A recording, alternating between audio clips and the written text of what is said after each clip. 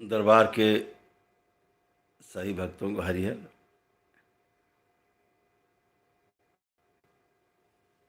सूर्य ग्रहण सभी को मालूम है, 11 को लगने देश में इस सूर्य ग्रहण को देखा जा सकेगा, और जिसके अनुसार सूर्य ग्रहण को, इन घटनाओं को शुभ माना जाता है। अपने देश में ये आज शाम लगभग 4:29 से ज्योतिष गणना के अनुसार शुरू होगा और शाम को 6:09 के आसपास, 10 मिनट के आसपास समाप्त होगा, मोक्ष होगा। इस दौरान अपने मंदिर को ढक के रखना है। इस दौरान अगर जो लाल वस्त्र होता है ना, गेरुआ वस्त्र, उससे ढक दिया जाए तो सबसे सुंदर माना जाता है। लाल वस्त्र जो है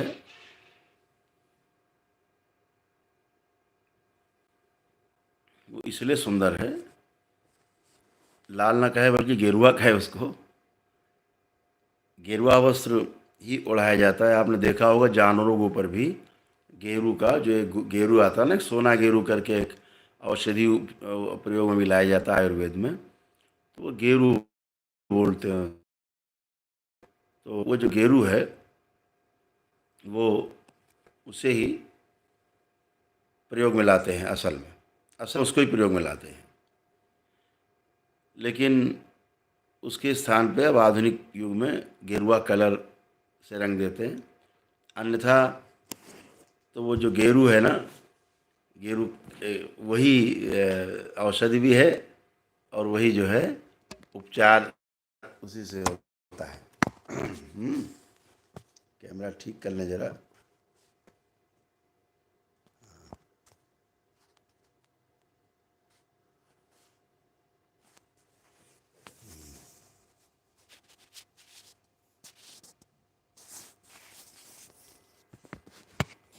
गड़बड़ कर रहा है वही कैमरा। चलो ऐसे ही बात करते हैं। तो गेरुआ कलर इसलिए, पहले गेरू होता था, सोना गेरू तब भी था, पुरातन काल में भी था, और सोना गेरू अभी भी है, जो पंसारी दुकानें मिलता है। एक साधारण गेरू होता है, एक सोना गेरू थोड़ा अच्छी क्वालिटी का होता है, जो खाने के भी प्रयोग में। ऐसा प्रभाव हो इस गेरू का, आपने देखा होगा जो जो साधु संत हैं वो गेरुए कलर के कपड़े का सदुपयोग करते हैं, अपने वस्त्रों को के रूप में उनको पहनते हैं। गेरू जो पहले सफ़ेद रुई से कपड़ा जो बनेगा सफ़ेद ही बनेगा। तो कपड़ा बनाने के बाद अपना वस्त्र बनाने के बाद साधु संत जो जंगल में रहने वाले, वो क्या करते थे कि गेरू में पानी में डाल करके और कलर बनाया उसका, उसको उसमें रंग देते थे, उसको पहनते थे। उस गेरू से को पहनने से, गेरू से कलर से रंग करके, सोना गेरू से जंगल में रहना होता, तब रात में लाइट वगैरह भी नहीं होती थी, और दीपक वीपक से काम चलता था, उस पर भी कीट पतंगे आ जाते थे। तो संध्या काल से पहले भोजन वोजन बना करके कर लेने का प्रावधान था, ताकि कीट पतंगे न जाने पाए। कई पंथों में, मजहबों में भी सूर्य अस्त के पहले ही भोजन करने का इसीलिए प्रावधान है कि उस समय कीट पतंगे रहते थे, तो उसमें जा सकते थे भोजन में रात्रि में बनाते समय, इसलिए पहले ही कर लेने का प्रावधान था। उसको लोगों ने अपने पंथ में आवश्यक मान लिया, तो आज भी उदकियान उसी तरीके से आज भी उसको वही मानते ही, जल्दी खा लेना है शाम को सूर्यास्त के पहले। तो खैर उनका अपना नियम है, अच्छा भी है। नियम कोई हो, एक सा बना रहे, अच्छा है। तो होता क्या है कि जब वो गेरू से वस्त्र रंग जाता है और आदमी वस्त्र रंग के पहन लेता है, और जब वो लेटता है तो कोई कीड़ा मकोड़ा, चीटा चीटी, इस तरह के और जहरीले जीव जंतु, इस प्रकार का जो गेरू है उसमें प्रभाव होता था, कि वो उससे दूर रहता था, शरीर पर नहीं आता था। और दूसरा ये एक बहुत ही शांत कलर है, बहुत ही शांत रंग है ये। तो एक और इसका प्रभाव होता है जानवरों पे। जानवरों में एक बहुत अद्भुत शक्ति होती है, आपके मन में क्या चल रहा है उसके प्रति, अच्छा या बुरा, वो उसको तुरंत ग्रहण कर लेता है, उसको भांप लेता है। अगर आप में उसके अंदर हम पे हमला किया तो उसको मार देंगे, ऐसे जान से मारेंगे, काट देंगे, गोली मार देंगे, तो ये इस चीज़ को ग्रहण कर पाता है सामने वाला जीव, सेंस कर। इसमें एक अद्भुत क्षमता है कि शांत नहीं होते, उनको संदेश जाता है कि ये व्यक्ति बिल्कुल शांत है और ये हमारा अहित नहीं करेगा। इसलिए जानवर अपने रास्ते चला जाता था और साधु संत अपने रास्ते चले जाते थे।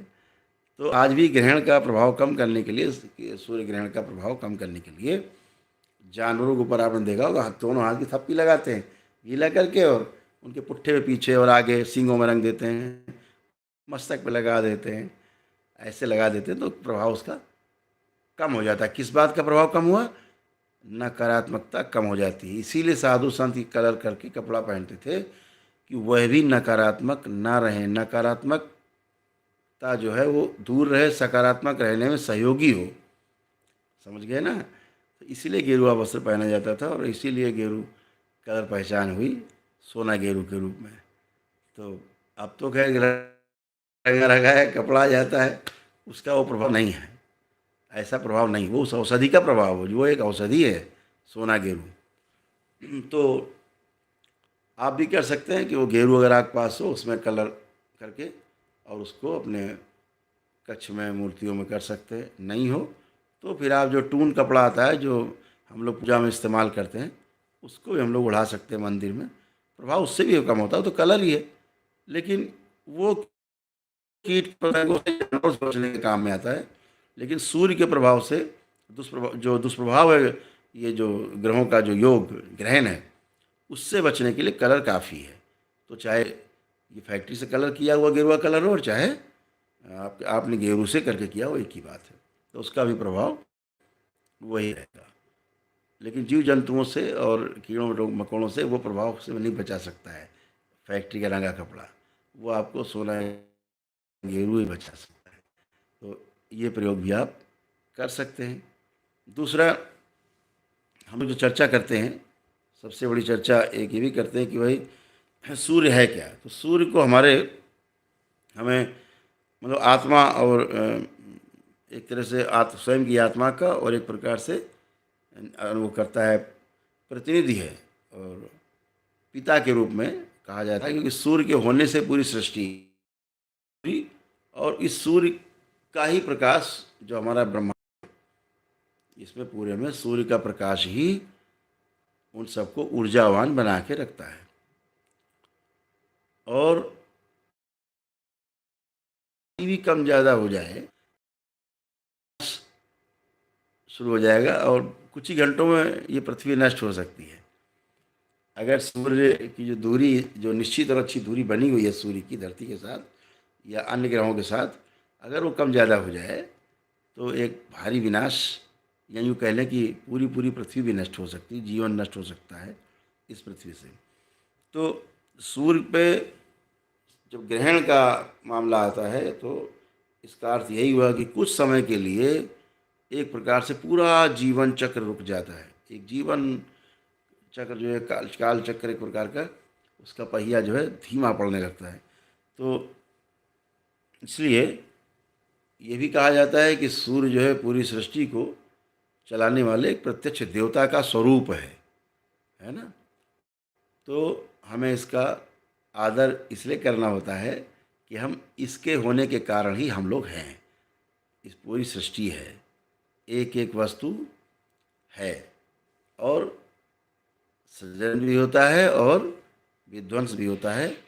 तो सभी जगह इसकी आवश्यकता है। कुंडली में भी कहते हैं, ज्योतिष शास्त्र के अनुसार बताया जाता है कि अगर जो बुरे ग्रह होते हैं उनमें से एक से अधिक जब ग्रह सूर्य पे प्रभाव डालते हैं तो उसे पितृदोष माना जाता है कि ऐसा पितृदोष हो गया। तो सूर्य हमारा जो है पिता के रूप में भी है, मित्र के रूप में भी है, हमारे जीवन का भी प्रतिनिधित्व करता है और हमारे होने का कारण भी वही है। तो इसलिए सूर्य का हमें सम्मान भी करना है। और आज हमें अपने सूर्य को क्या होना है? सूर्य को तो कुछ नहीं होना है, जो कुछ होना है आपको होना है, आप शरीर हैं। तो इसलिए इसको समझना है कि हमें करना क्या है। हमें करने के लिए केवल और केवल सकारात्मक रहना है। क्यों? जैसे ही सूर्य का प्रभाव इस पृथ्वी पर कम होगा तो सबसे पहले क्या होगा, जितनी भी नकारात्मक शक्तियां हैं उनका प्रभाव बहुत ज़्यादा बढ़ जाएगा। इसीलिए तो कहा जाता है कि सारे देवी देवताओं को कष्ट होता है ना। तो जितनी अच्छी शक्तियां हैं वो उनको होता है, तेज देने वाला जो सूर्य है वो स्वयं कष्ट में होता है, तो बाकी देवी देवताओं को भी कष्ट होने लगता है, स्वाभाविक है। तो हमें करना है कि इस नकारात्मक माहौल में जो आज अभी सूर्य ग्रहण शुरू होगा उसमें नकारात्मकता बिल्कुल बढ़ती जाएगी, धीरे धीरे धीरे धीरे हाई लेवल पहुंच जाएगी, अपने चरम सीमा पे होगी नकारात्मक इच्छा विचार आशाएं सारी। तो उस समय अगर हम सकारात्मक रह सकें, जैसे दरबार आपको सकारात्मक करता है, तो सकारात्मक कैसे रहेंगे और क्यों रहेंगे? क्योंकि जब आप सकारात्मक रहेंगे तो नकारात्मक ऊर्जा को आप ग्रहण नहीं कर पाएंगे। यही ग्रहण है, इस बात को ठीक से समझना। ग्रहण है क्या? सूर्य ग्रहण। नकारात्मक ऊर्जा हम ना ग्रहण करें, नकारात्मक ऊर्जा को हम ग्रहण करने से बच जाएं, ठीक है ना। यही सूर्य ग्रहण से बचने के लिए उपाय किए जाते हैं, उसके अलावा और कुछ भी नहीं है। सूर्य का प्रभाव मनुष्य नहीं, सभी पर, पूरी सृष्टि पर बराबर पड़ता है। ये जिसको सबसे निर्जीव मानते हैं कि पेड़ पौधे हैं, इन पे ही पड़ता है। आप देखिए, कभी आप पेड़ को जब कभी देखा होगा, बीच से कटता है तना, तो उसमें गोल गोल बीच में वर्तुल बने होते हैं, गोलाकार बने होते हैं। एक बना होता है, दो बने होते हैं, तीन बने होते हैं, कभी कोई 4, 6, 10। इससे हम उस वृक्ष की आयु का अनुमान लगा लेते हैं, क्योंकि एक सूर्य ग्रहण में एक गोला अंदर पड़ जाता है, दूसरा सूर्य ग्रहण दूसरा गोला पड़ जाता है। ऐसे करके उसके प्रभाव से हम लोग जान लेते हैं, गणना कर लेते हैं कि ये वृक्ष कितने वर्ष का होगा। समझ लीजिए वहाँ तक प्रभाव पड़ रहा है, हम लोग तो फिर जीते जाते हैं। ठीक है, प्राण उनमें भी है, तो प्राण मनुष्य शरीर में भी है, तो प्रभाव पड़ता ही पड़ता है। तो हम सिर्फ सकारात्मक बने रहें तो सूर्य ग्रहण का जो प्रभाव है हम पर नहीं पड़ता। कि नकारात्मक एकदम चरम पे होगी, जैसे आप नकारात्मक होंगे वो जाएगा। आप बहुत ज़्यादा, है ना, मोह के भाव में रहते तो आपका मोह बढ़ जाएगा, आपकी विषय वासनाएं, जो भी वासनाएं हैं उनको बढ़ा देगा वो। तो हमें बचना कैसे कि हम सकारात्मक बने रहें। इसीलिए कहा जाता है कि ग्रहण के दौरान भजन करें, पूजन करें। भजन पूजन से भी आप सकारात्मक बने रहते हैं। तो दरबार के भजन हैं, बढ़िया भजन सुनिए, ठंडा भजन सुनिए, जो हमसे गवाया है संदीप राजपूत ने, है ना। कुछ विशाल ने भी गवाया है भजन, बाबा के नाम का सुमिरन है, जय जय राधा रमन हरि बोल करके। तो ये सुनो, ठंडा भजन है, सुनो आनंद से, तो आप सकारात्मक हो जाओगे। बाबा माता को क्या भजन निकले उससे, और बच्चियाँ जरूर, क्योंकि जो नकारात्मक शक्तियाँ हैं उनका सीधा जो आकर्षण है महिलाओं बच्चियों का, गर्भाशय और अंडाशय और योनि, इससे जो भी उनके जननांग हैं, प्रजननांग, इन्हीं पे ज़्यादा उनका आकर्षण होता है, और इसी में ही प्रविष्ट होने की नकारात्मक ऊर्जा कोशिश करती है। तो आपको अपने घर में रहना है आराम से। 4:30 बजे लगभग शुरू होगा ग्रहण शाम को, और 6:10 के आसपास तक है। तो कितना टाइम है? मुश्किल से 1.5 घंटा, पौने 2 घंटा मान लीजिए, हम कह रहे हैं 2 घंटा मान लीजिए। अपने घर में रहिए, क्या उससे फ़र्क पड़ जाता है? ठीक है। तो इसमें सबसे बड़ी बात यही है कि आपको अपना जो भोजन है तो भोजन बना के नहीं रखना है, वो रखें तो फिर वही उपाय, गेरू या वैसा वस्त्र उससे ओढ़ाया जाए। तो उससे बचाव रहेगा। और ये सकारात्मक रहना ही सूर्य ग्रहण के प्रभाव से आपको बचा सकता है। तो आप केवल सकारात्मक रहें तो जितनी नकारात्मकता बढ़ेगी, क्योंकि सूर्य कमज़ोर होगा, देवताओं का जो यहाँ पर साथ है, केंद्र है वो सूर्य है, तो जब वही कमज़ोर होगा तो नकारात्मक शक्तियाँ खूब बढ़ेंगी तेज़ी से, तो आपके मन पे प्रभाव डालते हैं बहुत तेज़ी से। तो बस सुंदर बात यही कि आप सकारात्मक रहें। सकारात्मक कैसे रहना है? बाबा का भजन सुने बैठे बैठे, और आप हैं ही अच्छे, संकल्प करें माता से कि सब अच्छा अच्छा रखे, है ना। तो बहुत ज़्यादा कोई इसमें कोई घबराने वाली बात नहीं होती है। रूढ़िवादिता से बाहर निकल करके और वैज्ञानिकता के आधार पर बात को समझनी है। जैसे कहते हैं भोजन न करो सूर्य ग्रहण में, तो ठीक बात है, नहीं करते भोजन, उपवास कर लेते। उपवास होगा, उपवास से ये होगा, जो सबसे अच्छी बात होगी उपवास से वो ये होगी कि आपके इम्यून सिस्टम हाई रहेगा, रोग प्रतिरोधक क्षमता आपकी बढ़ी रहेगी। अन्यथा भोजन आप करेंगे तो वो सारी ऊर्जा आपके भोजन को पचाने में लग जाएगी, तो क्या होगा फिर ये होगा कि साहब ऊर्जा कम पड़ रही है। तो प्रयास यही करें सब लोग कि हम घर पे रहें अपने, और अपना एक एक गिलास जल लिया, 2 चम्मच सुंदर सा शहद डाला, है ना, और अपने पी लिया, हो गया भोजन। ये भी तो भोजन ही है। शरीर के किसी भी अंग को आपके ये आप- तो आपको पान कर लेना चाहिए, आप कर सकते हैं। पानी डालकर ऊर्जा आपको मिलती रहेगी। तो कम से कम भोजन करने की कोशिश करें, और खाने पीने में कोई बना के रखी हो इस तरह की, तो उन्हें पहले से पहले ही जानवरों को दे सकते हैं कि खराब ना हो बाद में। उसका प्रभाव जो पड़ जाता है नकारात्मकता का, तो वो ना पड़े, और उसको खाने से फिर नकारात्मक प्रभाव आपके शरीर में न जाए, इसीलिए चीज़ों को बना के नहीं रखते हैं। तो बहुत हमारे ऋषि मुनियों ने एकदम सुंदर तरीके से हर चीज़ को हम लोगों को समझाया है ना। और हम लोग उसको दकियानुसी मान करके उन चीज़ों को हम लोग